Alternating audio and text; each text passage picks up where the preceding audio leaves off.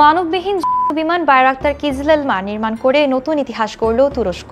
Bayraktar Kizilelma সফলভাবে আকাশ থেকে আকাশে নিক্ষেপযোগ্য ক্ষেপণাস্ত্র ছুড়ে একটি চলন্ত লক্ষ্যবস্তুকে নিখুঁতভাবে ধ্বংস করতে সক্ষম। এর মাধ্যমে তুরস্ক বিশ্বে নতুন এক যুগের সূচনা করেছে, যেখানে মানববিহীন বিমানগুলো আকাশ যুদ্ধে সক্ষম।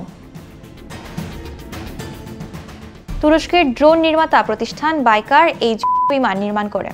বায়রাক্তার কিজিলেলমা এক অত্যাধুনিক প্রযুক্তি সম্পন্ন যুদ্ধ বিমান, যা রাডার নির্দেশনায় আকাশ থেকে আকাশে ক্ষেপণাস্ত্র ছুড়ে প্রথমবারের মতো একটি জেট চালিত লক্ষ্যবস্তুতে আঘাত হেনেছে। এই পরীক্ষার মাধ্যমে কিজিলেলমা বিশ্বের প্রথম মানববিহীন যুদ্ধ বিমান হিসেবে আকাশ যুদ্ধের সক্ষমতা অর্জন করল।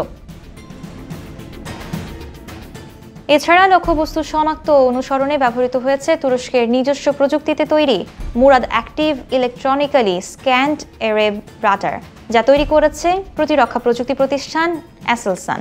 এই অত্যাধুনিক রাডার প্রযুক্তি কিজিলেলমাকে আরও নির্ভুল, দ্রুত ও শক্তিশালী আকাশ যুদ্ধ সক্ষমতা প্রদান করেছে।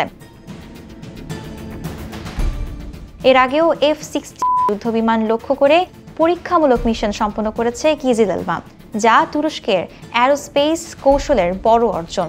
গত নভেম্বরে কৃষ্ণ সাগরে উপকূলে সিনপ প্রদেশে এই ঐতিহাসিক পরীক্ষা সম্পন্ন হয়, যেখানে কিজিলেলমা 5টি F-16 যুদ্ধবিমানকে সাথে নিয়ে উড্ডয়ন করে।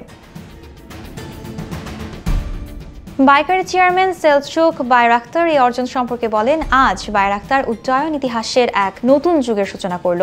এছাড়া ড্রোন প্রযুক্তিতে বাইকার এখন পর্যন্ত বিশ্বের সবচেয়ে উন্নত, আর কিজিলেলমার উন্নত সেন্সর ব্যবস্থা ও কম রাডার সিগনেচার এই সাফল্যকে আরও সুদৃঢ় করেছে। সাম্প্রতিক এই পরীক্ষায় তুরস্ক শুধু নতুন এক প্রযুক্তিগত উচ্চতায় পৌঁছায়নি, বরং আকাশ মানববিহীন প্ল্যাটফর্মের ভবিষ্যৎ সম্ভাবনাকেও আরও শক্তভাবে প্রতিষ্ঠা করেছে।